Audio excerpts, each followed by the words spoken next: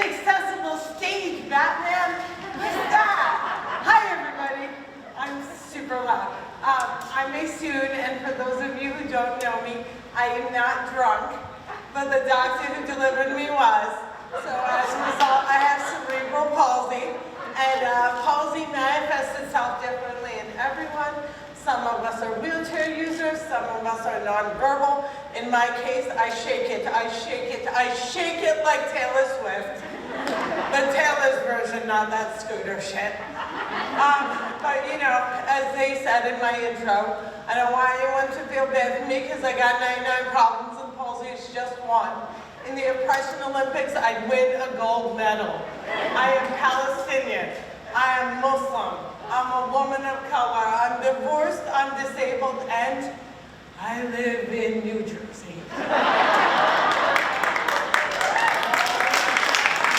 Now, I forgot to do my audio description. I need to do that quickly.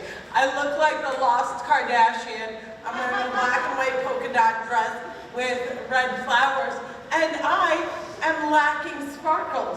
Why am I lacking sparkles? Because Brandon promised to glitter me, and then he left me dumb. Round of applause for my translator, and just a miraculous gift to Brandon. Yeah, you owe me. So anyway, I don't want anyone to feel bad for me also because there are perks to being palsy. And one of the perks is that we don't have to stand online. And in the before time, I call that the before time before we all started dropping dead. In the before time, what was the greatest place on earth not to stand online? Disney! I used to love Disney as a child. Round of applause if you've never been to the House of Mouse. Okay, so listen to this. They have like 2-hour lines for 15-second rides. And they have signs that warn you. So it's like, 2-hour wait from here. 90 minutes, hang in there, bucko. 30 minutes, it's totally worth it. And I would go and I would cut the lines and go on the rides like 15 times. And I would find a child that had turned like tomato red, like just about to burst into marinara sauce. And I'd be like, hang in there, kid. It's totally worth it. I just went on 15 times. My favorite ride was this ride called the Mad Hatter's Tea Party. And what they do is they put you in a teacup and they spin you around really fast, right? And anytime I rode that ride, I would walk straight for like 6 minutes after. I was like, oh my God, this place really is magical. But it all went bad because a bunch of non-disabled people started renting disabled people so they could cut the lines at Disney. And they got caught. And now nobody's allowed to cut the lines, and it's no longer the happiest place on earth. And I just wish I could have been one of those tour guides, because I would have made it a teachable moment. I would have taken the kids away from their parents, and I would have been like, hey, Timmy and Sally. I wouldn't care what their names actually were. I'd just call them Timmy and Sally. I'd be like, hey, Timmy and Sally, Mommy and Daddy did a very, very bad thing. And you're just one little accident away from being just like me. So hold on tight, kids. Who wants to go on Space Mountain? Disability does not discriminate. We are the one group that you can join whether you want to or not at any time. Disability doesn't discriminate based on race, religion, gender, age, economic class, or who you love. I think we should all be a lot more like disability, don't you? Okay, so I'm having the people who went on stage before me inspire me. So now, moving on to Evan. I too am a tap dancer. Cinnamon don't crack, so it's very hard to believe, but I am older than the ADA. And prior to 1993, if you had a pre-existing condition, like me, you got no insurance. So instead of going to physical therapy, my parents sent me a tap class. Instead of occupational therapy, piano. I lived in Jersey, right over the bridge from Broadway, and I was obsessed with Broadway. And at the age of 12, my dance school got invited to a dance educators convention. And they had these Broadway divas teach us like a number from the chorus line. And then they sat us down and they asked us what our dream was. And the girl right before me said, "My dream is to become a unicorn." And the Broadway diva was like, "You go, girl." And then it was my turn, and I was like, "My dream is to tap dance with Savion Glover and bring in the noise, bring in the funk."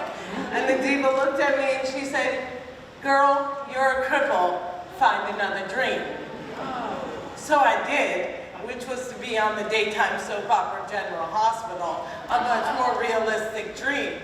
So I ended up on General Hospital in May of 2019, but I also tap danced on Broadway in May of 2010. And I looked up that dance diva and she was dead. I had nothing to do with that. All I'm saying is I was winning and she was 6 feet under. Heavy metal, like kind of all I have for you right now, and I might lose my mic. But I can't not do this because I'm from Jersey and I'm a lifelong Metallica fan. So here we go. I'm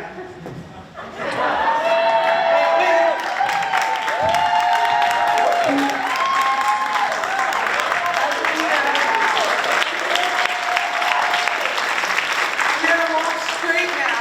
So, you know, I think that Simone and Taylor in the panel also brought up some really important things about bullying. And I grew up in an Italian Catholic town, 33,000 Italian Catholics, 6 Arabs, all my family. Do you know the pressure of having to keep the Santa secret? I'm like, no, he totally exists. He just skipped my house because I'm really bad.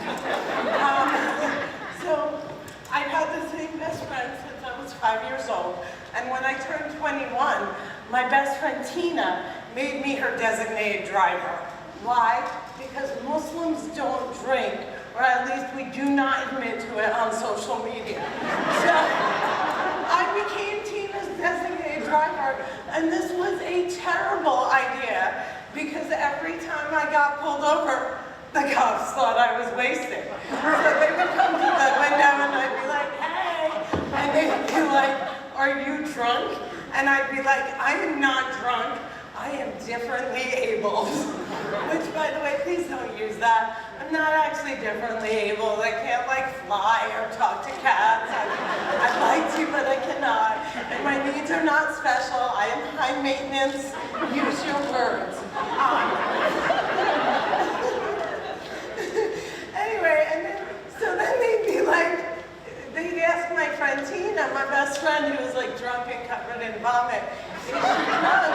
And Tina'd say, "No, she's a Mohammedan." And I'm like, "No." So they're like, "Get out of the car, Mohammed." And then they'd be like, "We need you to walk a straight line." And I'm like, "Could you spin me around really fast?" And then I was like, "Okay, if I can, it'll be a goddamn miracle. Allahu Akbar." So what I did instead was I learned how to sing the alphabet backwards. So I was like, Z-Y-X-U-V, and they were so impressed. They would slow clap like the end of that movie, Rudy. They're like, "You go, girl." And I would, you know, just drive off into the sunset.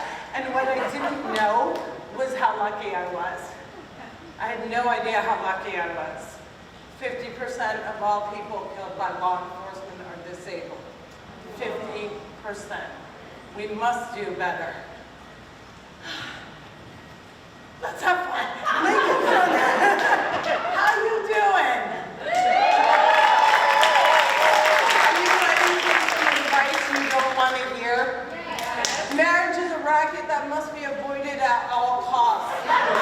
Single people do not fall into this trap. Married people work very hard to drag you down to their hell. They have worked so hard on this. They got the LGBTQ community to fight for their right to be tortured too. Thank God they have it. They work really hard on this, right? And this is how it starts. It starts with the engagement story.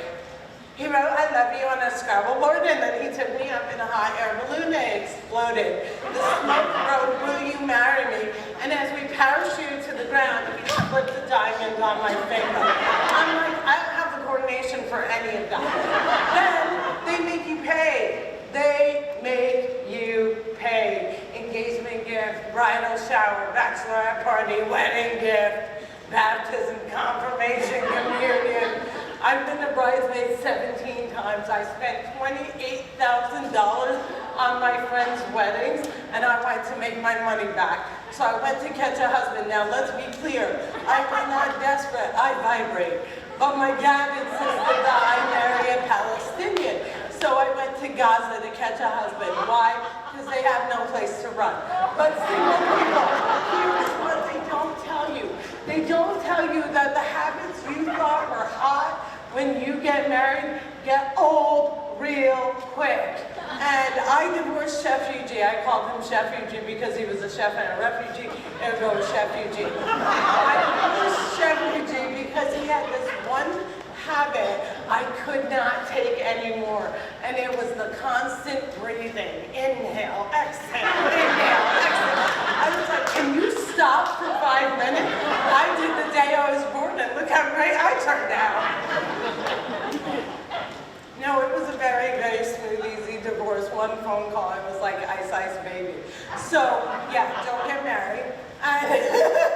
So my next piece of advice is never, ever ask a fellow human being if they are pregnant.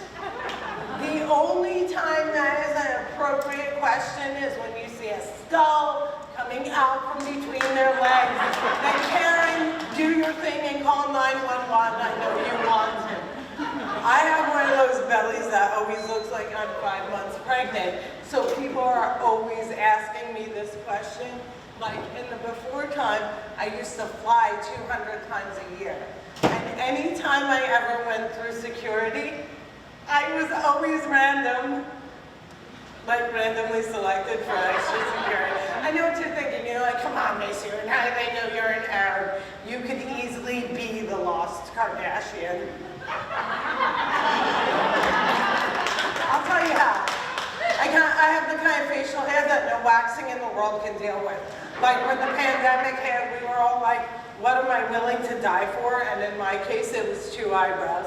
3 months into the pandemic, I looked like the love child of Bert from Sesame Street and Frida Kahlo. I hopped into my car and headed to the threading station, and I was like, if I die, I die.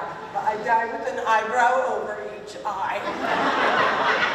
So I'm going through TSA, she's patting me down, and she goes, is it a boy or a girl? And I go, Doritos, Cool Ranch. Next day, I'm at the United Nations. This woman puts her hand on my belly, and she goes, oh my God, when are you due? You look like you're about to pop. And I said, I am about to pop. I'm about to pop you in the face, you bitch. My final point, we absolutely, unequivocally must stop using the word bitch. It is violent, it is misogynistic, and we must do better. But I know it's hard to stop using the word you love. So I am here to arm you with the replacement word for the B word. The next time you want to say the B word, you will instead say popple. It is spelled P-O-P-P-L-E. It is my fetch, it is my fleek, and I need you to help me make it happen. And it is the perfect replacement word for the B word. For those of you who don't know what a popple is, it's a stuffed animal from the 90s that had the ability to stick its head in its ass and become a ball. I'm going to use it in some sentences like we used to in spelling. Where my popples at? Popple, please. Popple better have my money. Or my favorite one, bow down, popple, bow down, popple. And what you're saying is stick your head in your butt and roll out of here. The world is broken, but we can fix it. We can fix it by saying no to arming violence worldwide and saying no to the disproportionate violence that the disability community faces. We can fix it by saying no to being an troll and no to raising an internet troll. If you feel the need to post hate, Google cats on glass tables instead, you will thank me. And finally, you can stop it by saying no to being silenced. Your voice is your weapon against injustice. I beg you, use it. My name is Maysoon, Zayid, and if I came here,